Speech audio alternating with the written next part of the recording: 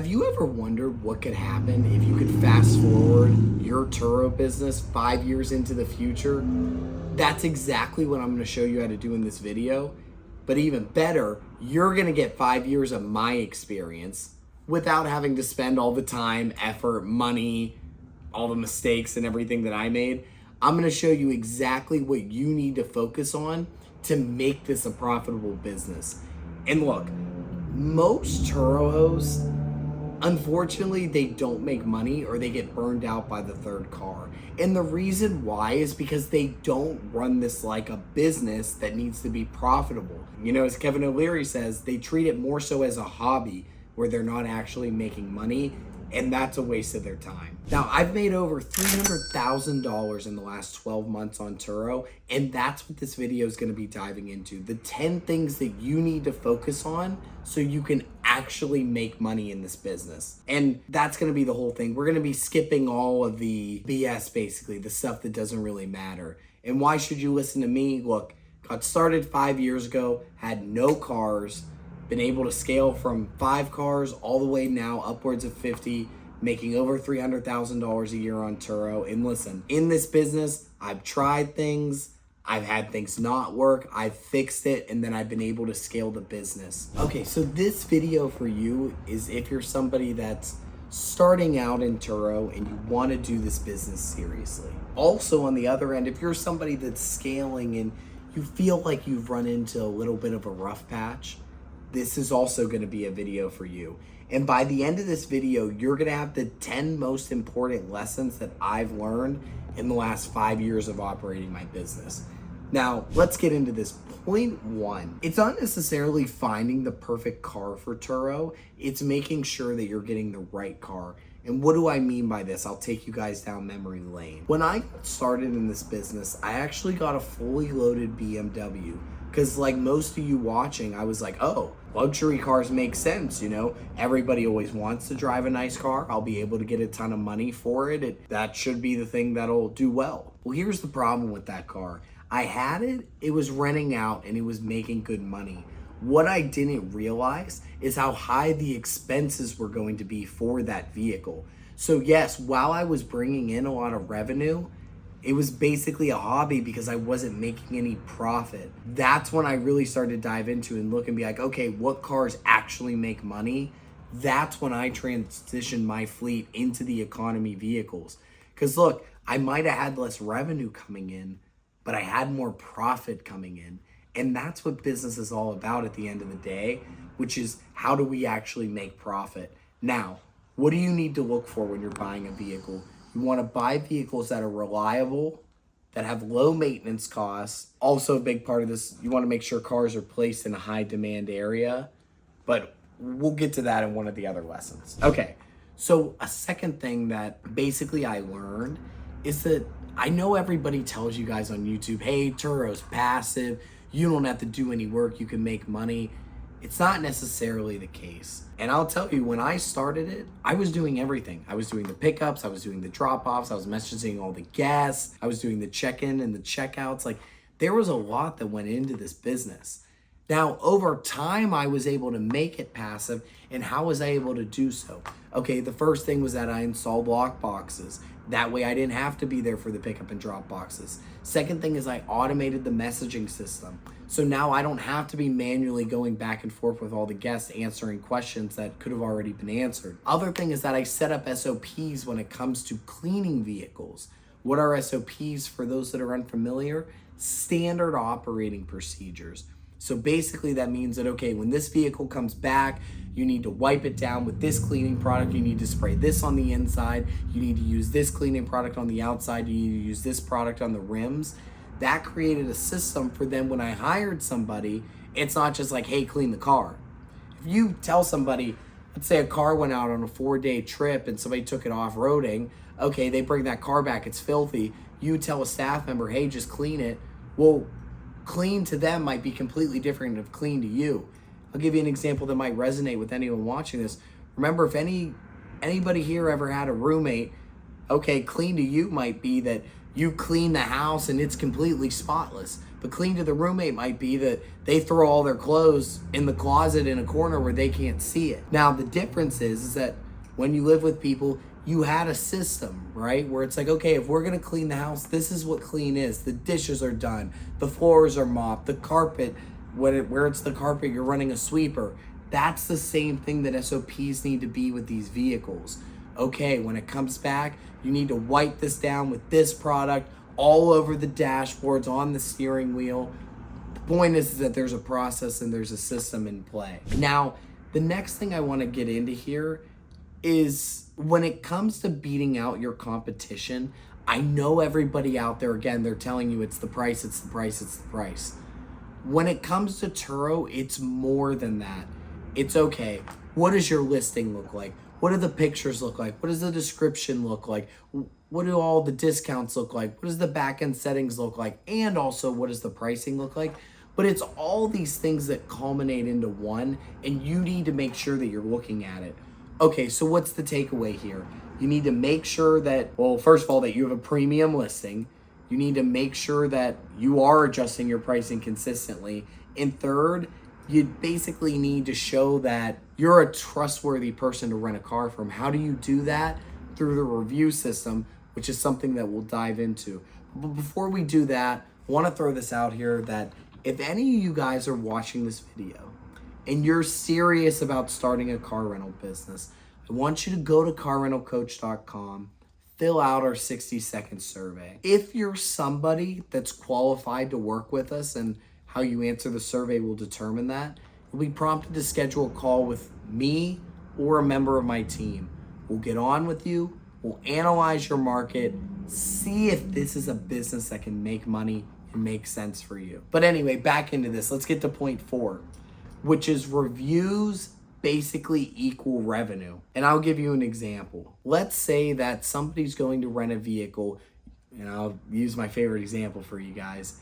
You have a 2023 Mitsubishi Mirage, they have a 2023 Mitsubishi Mirage. Everything about the vehicle is basically identical. But you know what's not identical? I typically try to operate at the 4.8 to 4.9 star review, and that other person, they got a 4.0 flat.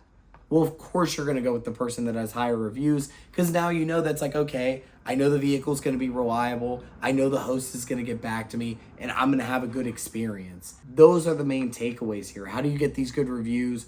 Always respond quickly, pre-plan for excellence, make sure that your vehicle's in good shape, maintenance-wise and body-wise. Basically, give the guests more than they expect. If they thought that they're just gonna get an economy vehicle, show them that they're getting the best vehicle. It's clean, it's waxed, it's good to go.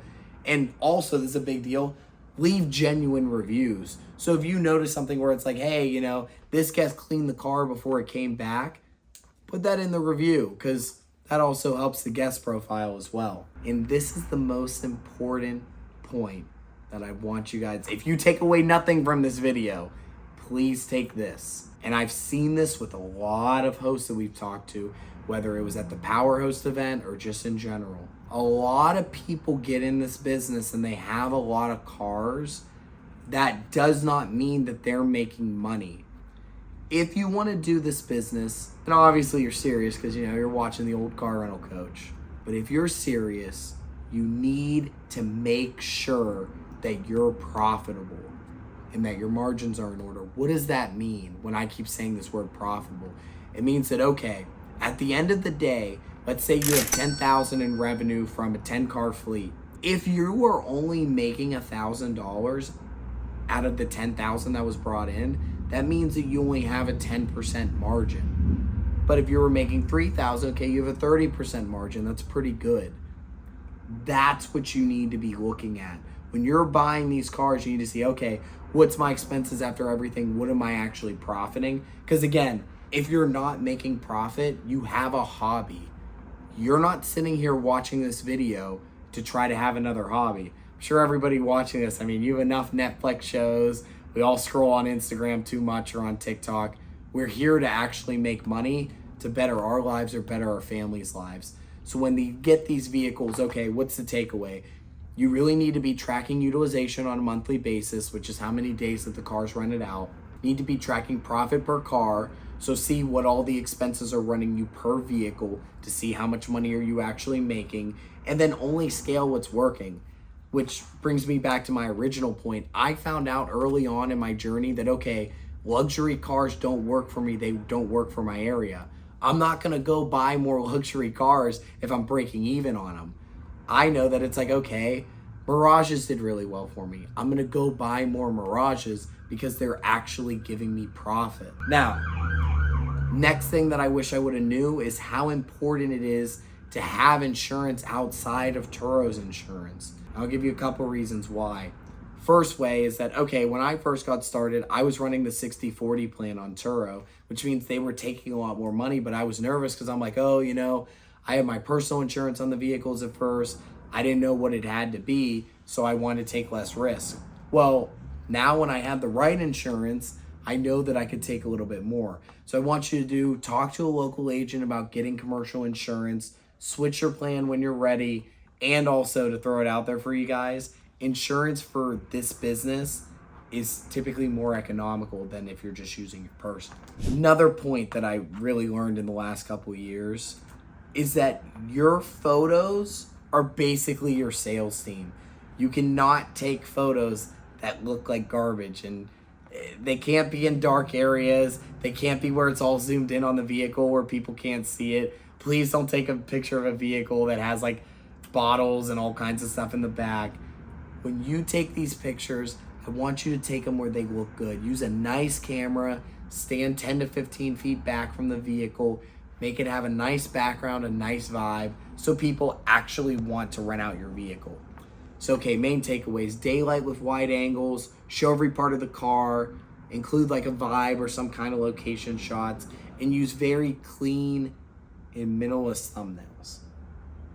Okay, now the next thing that I want to talk about is location. Big lesson I had to learn. When I first listed these cars, I didn't have them in a good place. Okay, then I figured out that I wanted to put them by the airport. Location's basically 80% of this. If you're in a location where there's no demand, then why would your vehicles rent out? You want to rent them out where you already see that vehicles are being rented. How do you do this? Okay, you want to go into Turo's system, take a look to see where are vehicles currently renting. You want to make sure that you're targeting basically areas that are hubs, right? So what does that mean? It means that you want to go where airports are, where cities are. You want to make sure that you're in places where it's popular. And also look, if you're in a place where, let's say there is no demand, well then maybe it makes more sense for you to co-host with somebody that is in an area that has demand. So you supply them with the cars and they actually manage them. All right, point number 9, peak season is your profit season. Now, I do think that your vehicles should have a high utilization, upwards of 80% throughout the year. But listen, when it hits the summer months, Thanksgiving, Christmas, these are the busiest times of the year. Make sure that your listing is adjusted where basically it's optimized with the pictures, the description, the discounts, the back-end settings, and the price. Make sure that all that's updated so that your vehicle shows up high on the algorithm. Next thing, if delivery is popular, add it in. You might be able to make a couple extra bucks. Other thing is build review momentum going into these months so people see that it's actually busy. All right, now point number 10, scale your freedom while you're scaling your fleet. You don't just want it to be that it's like, okay, I'm growing this business, but you give yourself another job. Get those standard operating procedures in place. And then once you do so, hire a staff. Start bringing part-time people on where they can clean the vehicles and take care of them so that then you actually get time. Because at the end of the day, you're not starting this to give yourself another job. I know most of you that are watching this, you have full-time jobs, you already own a business.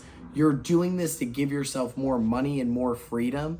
So that's the way to set it up. Get your SOPs in order. And look, guys, if you're serious about starting a rental car business, go to carrentalcoach.com, fill out that survey. If there is a way that we can help you, I'm going to get on a call with you. I'm going to analyze your market, see if it makes sense. Maybe there's a way that we can help you make some money. But hey, guys, those are the 10 points. I hope they really help you. Like and subscribe, and I'll see you all in the next video.